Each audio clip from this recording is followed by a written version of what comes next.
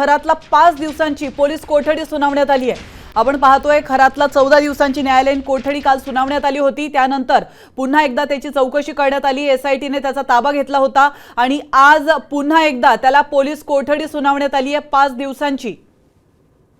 याविषयी अधिक माहिती देण्यासाठी आपले प्रतिनिधी अभिजित सोनवणे आपल्यासोबत जोडले गेलेत। अभिजित, खरातला 5 दिवसांची पोलीस कोठडी सुनावण्यात आली आहे।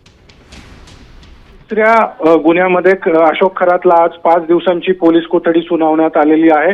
या गुन्ह्यामध्ये नराधम अशोक खरात याने गर्भवती महिलेवर लैंगिक अत्याचार केलेले होते। धक्कादायक बाब म्हणजे पीडित महिला ही 7 महिन्यांची गर्भवती असताना तिच्या होणाऱ्या बाळाच्या भविष्यासाठी काही विधी करावे लागतील असं सांगून अशोक खरात याने गर्भवती महिलेवर लैंगिक अत्याचार केलेले होते आणि या सगळ्या प्रकरणी आता अशोक खरात याला 5 दिवसांची पोलीस कोठडी सुनावण्यात आलेली आहे।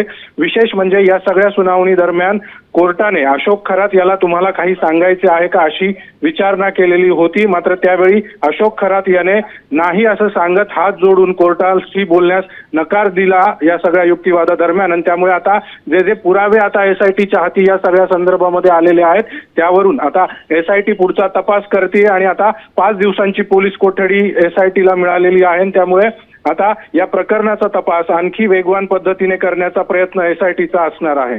नक्कीच आपण पाहतोय तिसऱ्या गुन्ह्यात आता भोंदू अशोक खरात याला 5 दिवसांची पोलीस कोठडी सुनावण्यात आली आहे। त्यामुळे या 5 दिवसांमधून काय काय गोष्टी समोर येत आहेत, नवनवीन खुलासे होत आहेत, याकडे आपल्या नजरा असणार आहेत। धन्यवाद अभिजित, तुम्ही दिलेल्या महत्त्वपूर्ण माहितीबद्दल।